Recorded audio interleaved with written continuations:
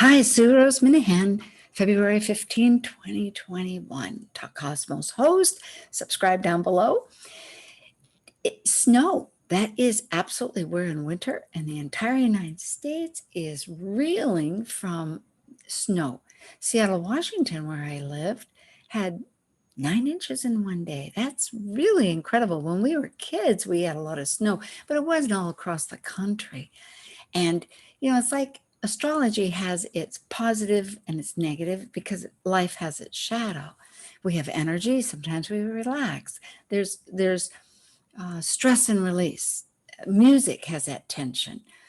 The motion of anything like a snake, as Parastolis, it moves up and down. Rick Levine talks about this, brings it to our attention.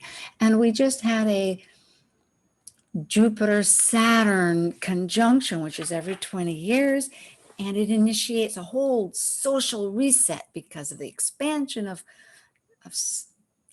Jupiter and the contraction of the structure that is necessary for Saturn.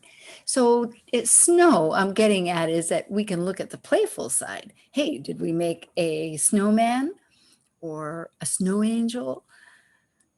But then there's the hardship of transportation, the hardship of, do you have food? Do you have your medication? There's COVID shots that aren't being given.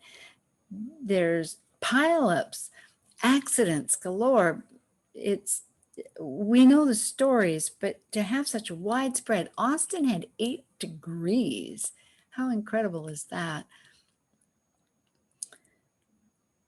And there was a disparity of I think 90 degrees in the country. Florida's up, and they're not even talking Hawaii. Hawaii's up also, although it's been rainy, but there's nothing like that.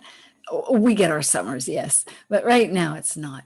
But there's minus 29 degrees. I think that was in Nebraska. It used to be 23 degrees, and that was 100 years ago in 1888.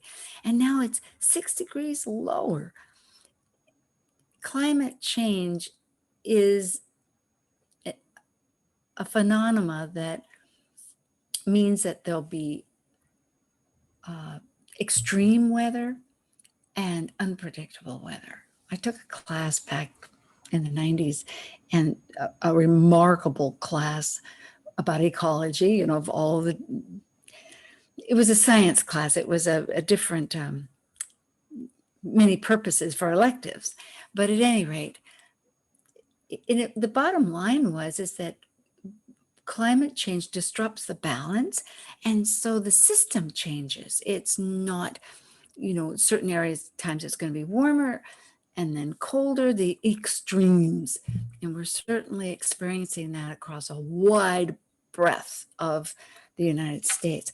And I looked up, well, what were those years? It was, as I said, 1934 was about the highest one. And so I looked back to find out, well, maybe astrologically I could see something connecting with it. And at most it was Pluto at the opposite end here. Let's see if I can show this. Is this, no, this is 1921. This is right now. Okay, right now we have still all the stellium, so that snow is actually frozen Scorpio. And that's not indicating here, if we were to look at it in that sense. But we could say that the trauma side of all of this could be pretty evident, but it still doesn't show us a whole lot. So if we were to look at that, oh yes, that's what I wanted to do. If we were to look at this for the United States, oh, now maybe I can make it smaller, darn it. I hope so. Cancel, let's see, why isn't it smaller? Maybe I can, darn. Well, at any rate, this goes across one part of the country where it's Mars and is right across Indiana. My goodness, they have Pluto and Mars. But how can I show this better? Ah, here we go. Okay, there we are. This is the longitudes, but here, and I'm no expert at this, but interestingly, you see Pluto here of transformation, because Pluto rules one of the rulers of Scorpio. Of course, so is Mars. And I just noticed so many in Google search, so many indications of Indiana in deep, deep cold. Now here, left of it means it's in between, well, the North Node and Pluto. But then here, look at the whole country seems to be between Saturn and Pluto here. It's just really a swath across it. Now, Florida isn't, and there's a little part over here along the coast that's between 30 and 50. But even Seattle, it was down to 32 degrees, and they had, like I said, 9 inches. So astrocartography is interesting, and I just wonder if that isn't really some strong indications of all this snow. Okay, so let's look at something different. Let's look, in here, what was $1? Oh, it's paused. Let's see if I can do a new share here to show this interesting thing. $1 in 1934 now is worth almost $20. The inflation rate was almost 3.5, whereas now it's 1.4%. But it's just amazing to think that that was 87 years ago. Now, there were people that were huge in the happened to come up also. And what I'm getting at is that maybe this is a time in the Mercury retrograde that we can start thinking about some of the differences. If it was cold in 1934 and the greatest baseball player of all time, he beat Babe Ruth, and that was his record in 1974, and his name is Aaron. All the baseball players, Henry Aaron. He just died 21 days ago. And in 1974, he beat Babe Ruth's record. And he had hate. He was a person of color, and I hope that's a correct way of putting American. And he had hate letters and everything in 1974.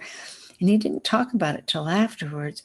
But as I say, people like Henry Aaron, baseball, when he was playing baseball, and he made, okay, the facts are over 3,000 hits, and he made 750. I hope I have my numbers right. I have them all scribbled down here. It's been a slow day for me. I apologize. But 755 hits, home runs. I mean, this is incredible.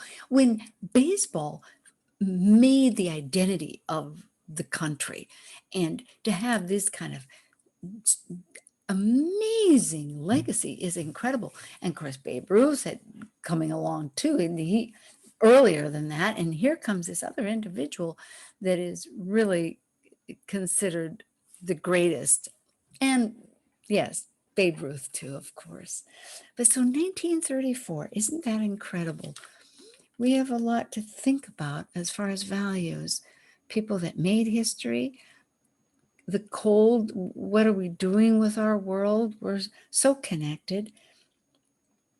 And like solar panels, there was talk after Puerto Rico that if you get solar panels and make it like a grid, that they wouldn't just break down, like what could happen in the East Coast now, which is frightening to think about. We've got to consider, how are we going to help our lives and be innovative with new ideas?